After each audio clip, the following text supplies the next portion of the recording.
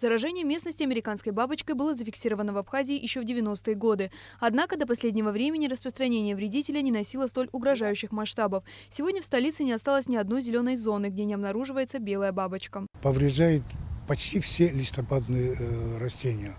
Поедает листву, соответственно, снижается транспирация, жизнедеятельность растений будет подавлена и, в конце концов, конечно, может высохнуть.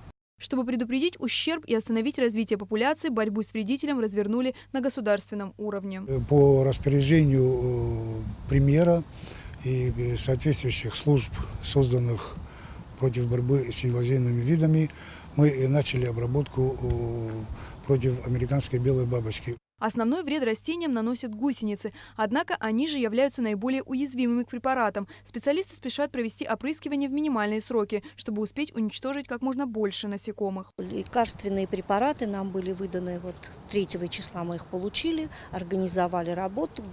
Помогли нам Гулилипский район трактором. Насекомое, оно перелетит, неважно, с парковой зоны в ботанический сад или из ботанического к нам. Поэтому я думаю, что сейчас мы закончим парковые зоны и перейдем в ботанический сад. Бригада сотрудников столичного зеленого хозяйства уже несколько дней работает на фуникулере.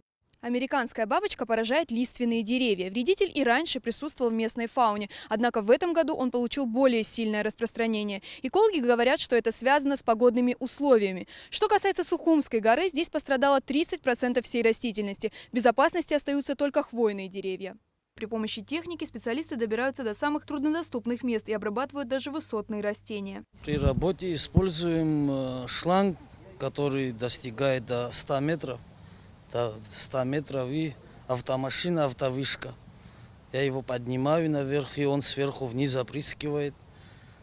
Мы, естественно, маски надеваем. Основные работы в Сухуми проводятся ранним утром. В целях безопасности горожан специалисты призывают местных жителей не присутствовать при опрыскивании деревьев. 3 класс опасности, оно не так опасно для человека, больше для животного. Но после высыхания опасности такой нет.